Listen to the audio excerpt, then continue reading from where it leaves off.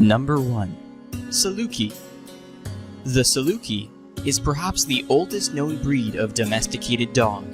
This beautiful dog has been found on rock art dating back to 10,000 BC. They were considered to be the royal dog of Egypt. They are identified by some historians as having been a distinct breed and type as long ago as 329 BC, when Alexander invaded India.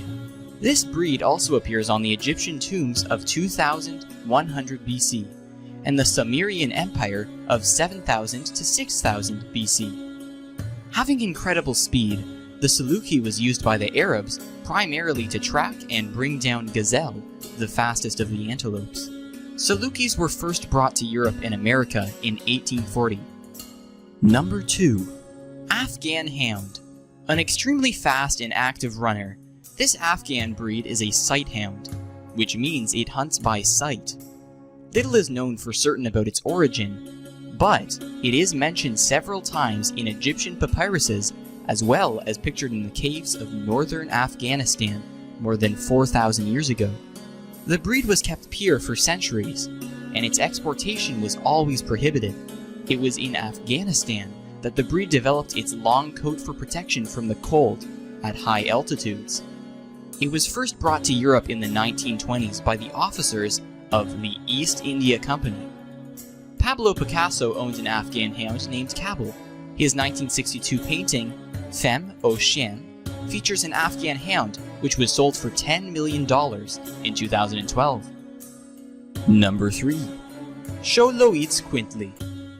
The Xoloitzcuintli is a hairless Mexican dog that is so primitive that it was actually worshipped by the Aztecs. According to the mythology, the god, Xolotl, made the dogs from a silver of the bone of life, which was also used to create all of mankind. Xolotl gave the dog to man, asking him to guard it with his life. In exchange, the dog would guide man through the world of death. The Xolos became emotionally mature at age 2. The breed was not inbred like many other purebred animals, so they are incredibly healthy. But they do require moisturizer, sunscreen, and baths to prevent sunburn, acne, and blackheads. Number 4. Peruvian Inca Orchid. Like their northern neighbor breed, these pups were worshipped by the Incas. But the breed is actually a lot older than the Incan culture. Pictures of the breed appeared in Peruvian artwork from as far back as 750 AD. Peruvian folklore, much of which is based on Incan stories, says that hugging the dogs can help with medicinal problems, particularly stomach problems. Sadly, the animals were almost ran out of existence after the Spanish conquest of Peru. Small villages in rural areas are all that kept the breed alive. They need lotion and lots of baths to prevent sunburn, acne, and dry skin. Number 5. Norwegian Landhund. The Landhund has some amazing features that make it physically unlike any other breed. One of its more distinct characteristics is the fact that it has 6 toes on each foot. It also has unique shoulder and neck joints that allow it to stretch its legs out straight in both directions and to reach its forehead all the way to its back.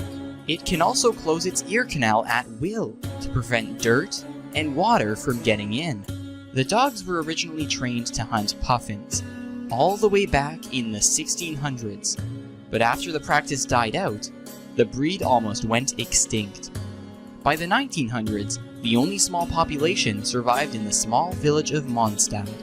In 1963, there were only 6 of the dogs alive, and thanks to the care and effort of a few dedicated breeders, there are now at least 1,500 of the dogs alive. Number 6. Chinese Shar-Pei.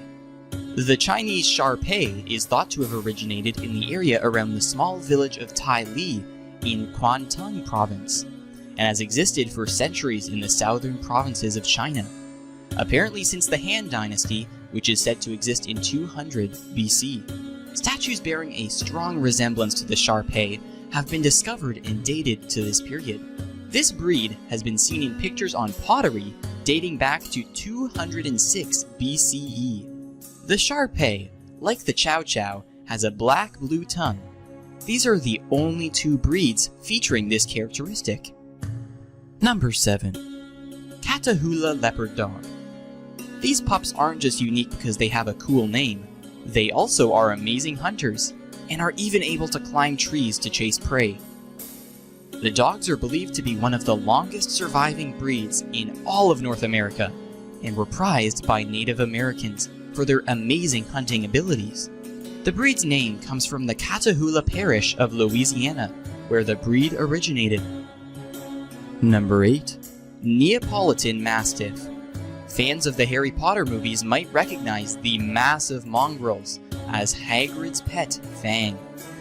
While they aren't quite as massive as the one in the movie was made to appear, the dogs are incredibly large, standing over 2.5 feet tall at the shoulder and weighing up to 150 pounds. Historically, the breed is said to have fought beside the Roman legions, wearing bladed, spiked leather harnesses so they could run under the bellies of enemy horses and disembowel them. Sadly, despite their long breed history, they were almost extinct after World War II. But shortly after, an Italian painter set up a kennel to protect the breed by mixing the remaining Neapolitan Mastiffs with a few English Mastiffs to help diversify this amazing breed. Number 9. Puli. The Pulis are known for their mop-like appearance due to dense dreadlocks present on its skin, which also stop it from shedding and make it waterproof. While no one knows exactly where Pulis come from, there are indications that ancient Romans owned this dog breed, and there is some evidence that shows the breed is over 6,000 years old. It is said that they could be found in Asia over 2,000 years ago, and were introduced into Hungary 1,000 years ago. While the breed's dreadlocks grow naturally, owners still need to actively groom the dog, keeping the cords clean, neat, and thin.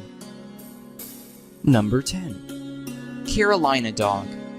This dog doesn't look too odd, but what makes it unique lies not in its physical appearance, but its DNA. As it turns out, the Carolina Dog may be the oldest canine species in North America, appearing in rock paintings by early Native Americans. They also share DNA with Australian dingoes and New Guinea singing dogs. They are still relatively primitive animals, subject to social hierarchy problems between their owners, and are not recommended for first-time dog owners.